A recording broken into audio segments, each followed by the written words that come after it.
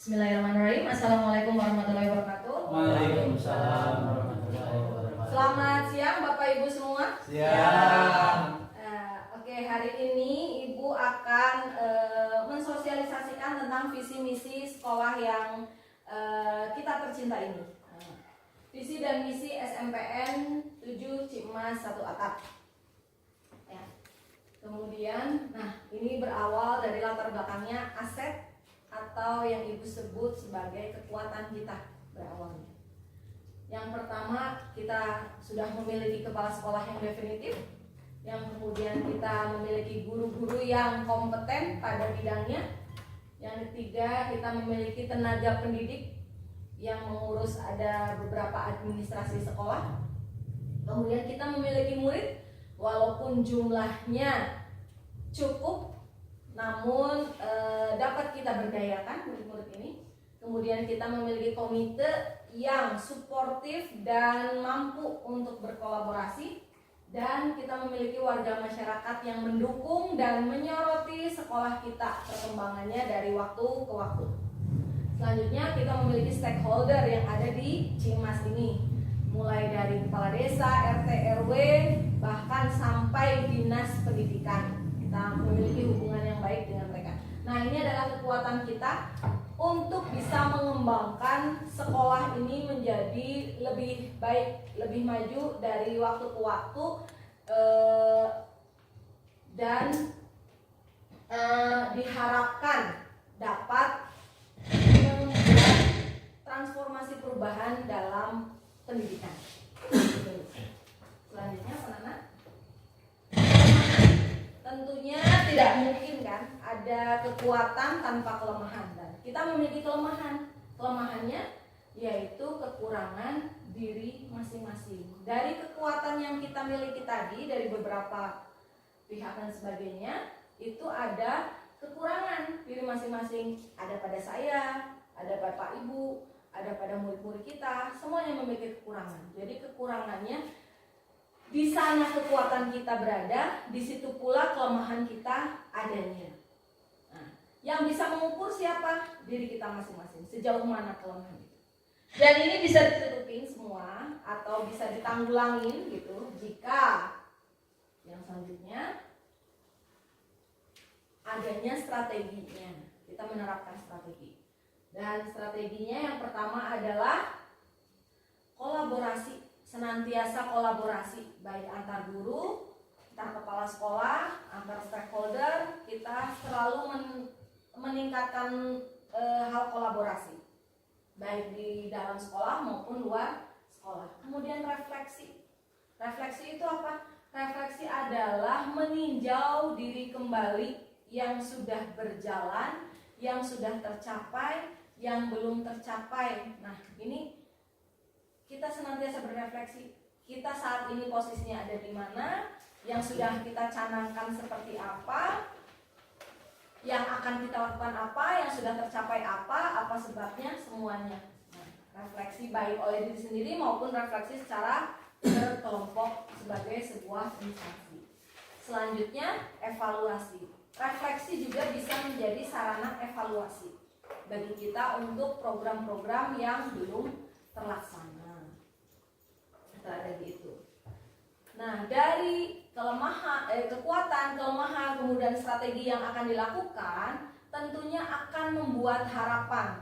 Harapannya tentu sebagai harapan warga sekolah, yaitu terwujudnya lingkungan belajar yang kondusif. Dan ini diwujudkannya menjadi sebuah visi SMP N7 Cimas, yaitu mewujudkan sekolah yang berkebinekaan global dalam membentuk insan yang ramah dan amanah. Jadi kenapa berkebinekaan global? Karena kita tentunya diri berbeda-beda dan harus bisa bersaing secara global. Karena kalau sudah menggunakan teknologi internet, apalagi batas antar negara, batas antar pulau, batas antar benua itu sudah tidak menjadi alasan untuk menjadi berkembang.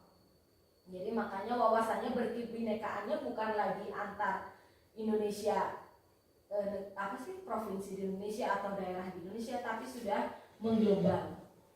Jadi harapannya itu, dan insan yang ramah dan amanah. Semoga anak didik kita, murid-murid kita itu menjadi insan yang ramah dan amanah, tapi juga paham akan kebinekaan dirinya dan kebinekaan orang lain, bangsa lain, dan bangsa kita.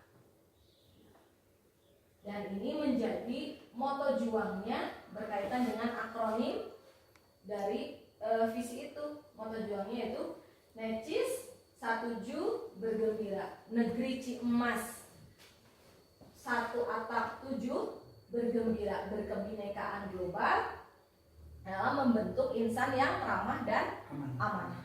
Nah, dari ini semua kemudian diturunkan misinya menjadi apa saja. Nah, yang pertama, melaksanakan program sekolah untuk meningkatkan keimanan dan ketakwaan melalui kegiatan keagamaan. Kita sudah melaksanakan ya, ada beberapa kegiatan keagamaan dan sebagainya. Kemudian yang kedua, mengembangkan semangat kebangsaan yang berakar pada nilai budaya bangsa serta kearifan lokal.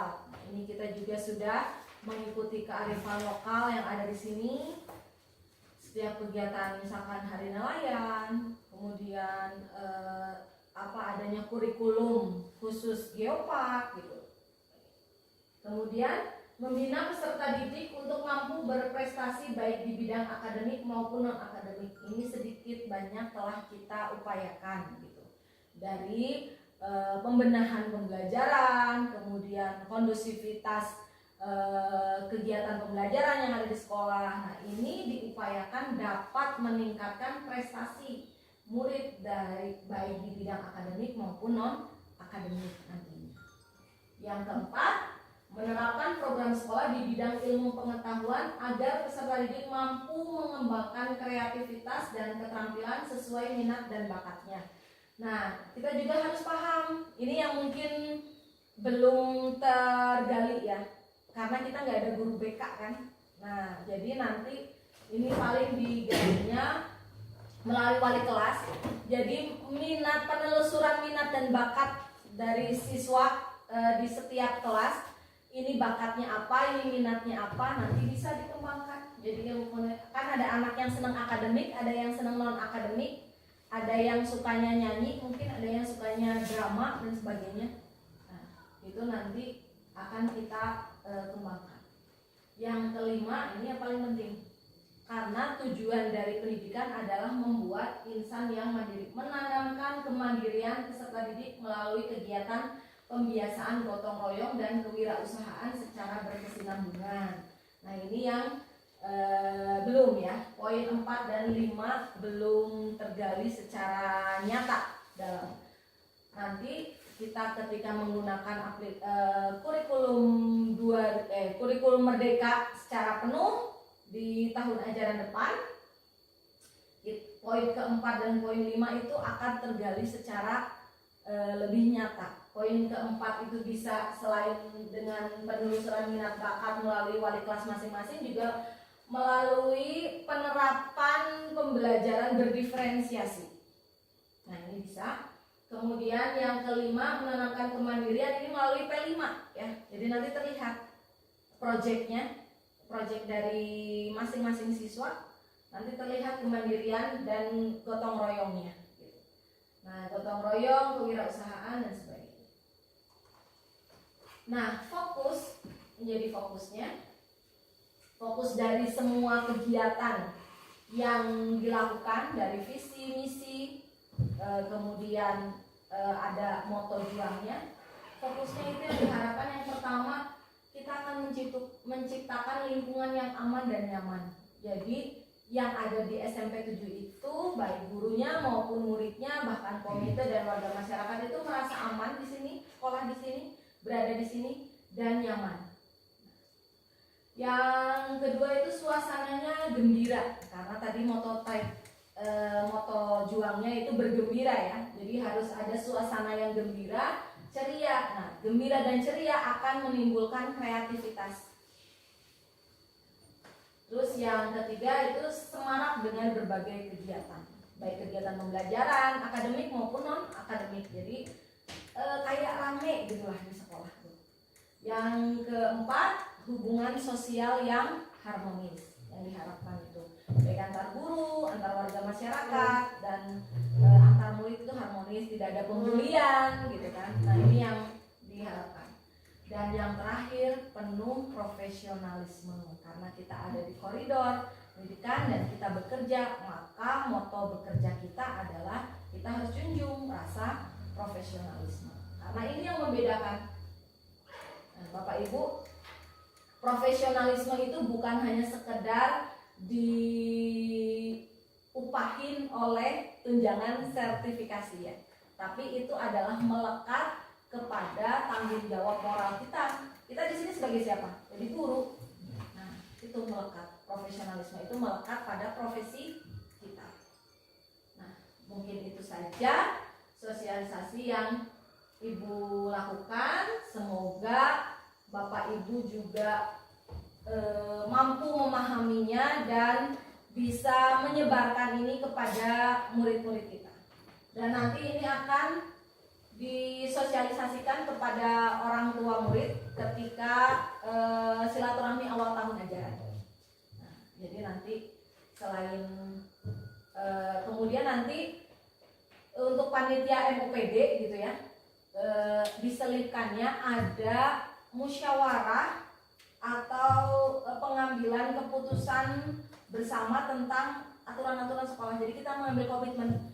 Jadi aturan rambut gondrong, sepatu hitam, dan baju dimasukin atau dikeluarkan itu berdasarkan kesepakatan dengan siswa. Tapi dalam arti jadi susah-susah gampang membuat kesepakatan itu. Bagaimana caranya kita menggiring, guru itu kan fungsinya menuntun. Bagaimana caranya kita menuntun anak agar masuk ke goal yang kita tetapkan. Tapi dengan pemikiran dia. Berarti kan kita harus menuntun pemikiran mereka. Kan pasti anak-anak mah senang bebas kan. Itu udah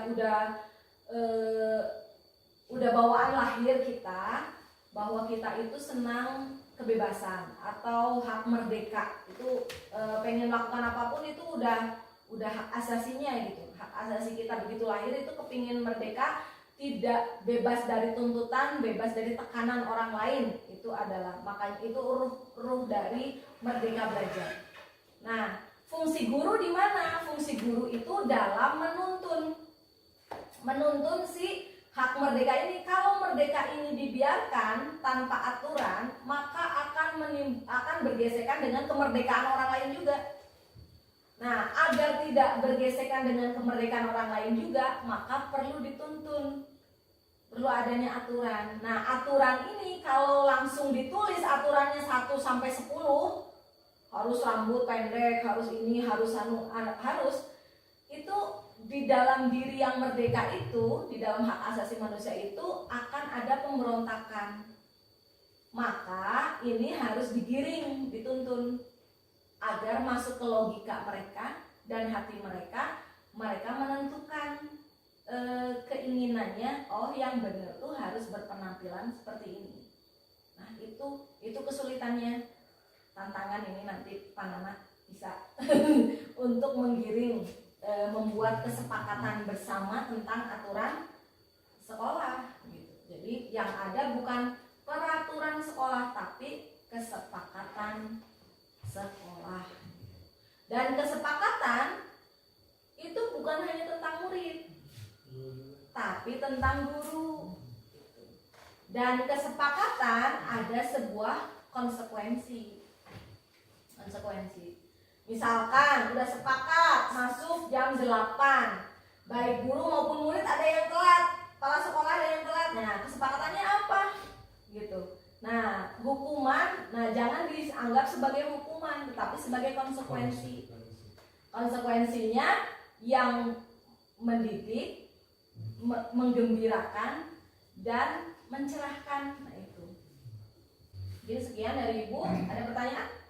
Anggapan. Oh, mangga, Pak Nana. kasih Ibu atas paparan visi dan misinya. Satu harapan besar yang mudah-mudahan bisa terwujud dengan kerjasama semuanya. Benar sekali Pak. Dan ketika visi ini mulai diperkenalkan, menarik dengan kalimat dengan frasa berkebinekaan global. Ternyata memang hal tersebut diperlukan di murid-murid kita, di sekolah kita. Baik toleransi antar sesama, guru dengan guru, guru dengan murid, murid dengan murid. Lebih jauhnya dengan lingkungan sekitar. Tidak bisa kita pungkiri bahwa bisa jadi 5-4 tahun ke depan orang-orang Kostrad, anak-anaknya sekolah di sini gitu Nah, ya, betul. yang berasal dari berbagai wilayah di Indonesia. Kalau anak-anak tidak ditanamkan toleransi dari kecil, kebinekaan global dari sekarang akan sulit nanti berbaurnya. Mudah-mudahan ini bisa terwujud dengan kolaborasi semuanya. Terima kasih Ibu. Mungkin itu aja yang dapat Ibu sampaikan. Mudah-mudahan selain muridnya yang bisa berkebinekaan global, berwawasan global, guru-guru di sini pun memiliki open wide eyes. Gitu. Paling itu aja yang dapat Ibu sampaikan. Semoga visi misi ini dapat senantiasa kita aplikasikan dalam kerja kita. Mudah-mudahan. Sekian dari Ibu. Terima kasih. Wassalamualaikum warahmatullahi wabarakatuh. Waalaikumsalam.